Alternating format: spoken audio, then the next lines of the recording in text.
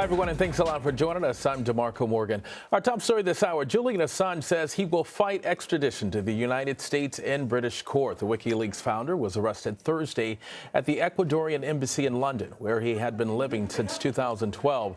The U.S. has charged him over a 2010 computer hack that led to the release of classified military files. CBS News Washington correspondent Paula Reid has the latest. After nearly 7 years, Julian Assange did not go quietly. Dragged, screaming out of the Ecuadorian Embassy in London this morning, handcuffed and resisting as police shoved him into a van. Assange was taken to court, where his lawyer confirmed he was wanted by the U.S. We've today received a warrant and a provisional extradition request from the United States. Hours later, U.S. prosecutors unsealed an indictment against Assange, charging him with computer hacking related to the theft of government secrets and releasing them through his platform, WikiLeaks.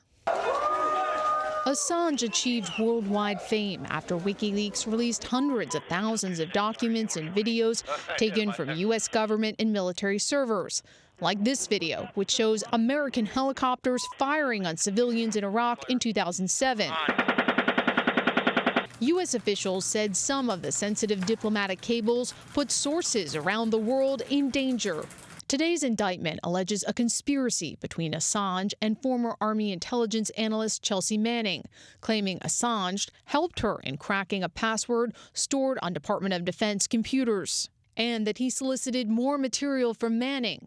During an exchange, Manning allegedly told Assange, "After this upload, that's all I really have got left," to which Assange replied, "Curious eyes never run dry in my experience." Assange was not charged in connection with his role in publishing thousands of emails from the Clinton campaign, documents special counsel Robert Mueller alleges were stolen by Russian hackers in an effort to meddle in the 2016 election. This WikiLeaks is like a treasure trove. Today, President Trump, who praised the website repeatedly during the 2016 campaign, WikiLeaks, I love WikiLeaks, claimed not to know much about it. I know nothing about WikiLeaks. It's not my thing.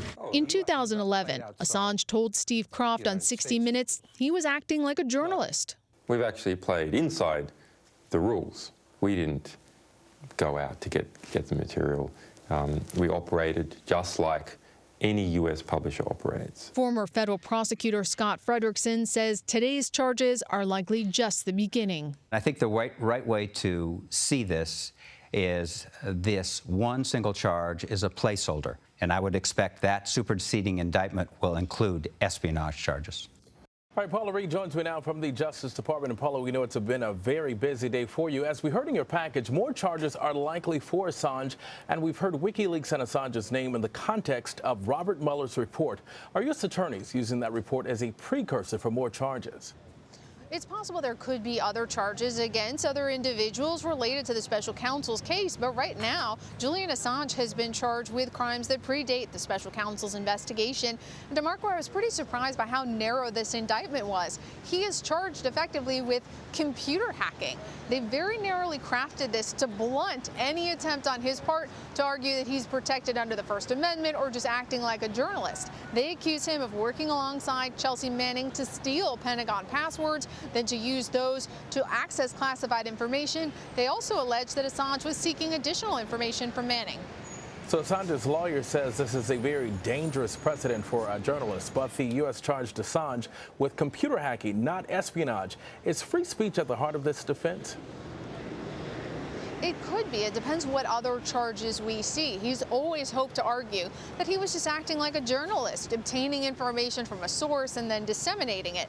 But based on the allegations in this complaint, it has nothing to do really with the First Amendment or how he sent this information out. It was how he obtained it, hacking into government computer systems and then egging his source on to obtain more information illegally. It remains to be seen whether or not they add additional charges. But DeMarco, another question is how exactly they're going to prove this if Chelsea Manning does not cooperate. So how long could an extradition trail last, and when could we expect Assange on U.S. soil? Well, DeMarco, Assange's lawyers argue it's going to take years. They want to challenge this extradition request. But the U.S. and the U.K. have a pretty favorable extradition treaty. So it could take months, not years, for him to see the inside of a U.S. courtroom. All right, Paula Reid at the Justice Department. Paula, thank you.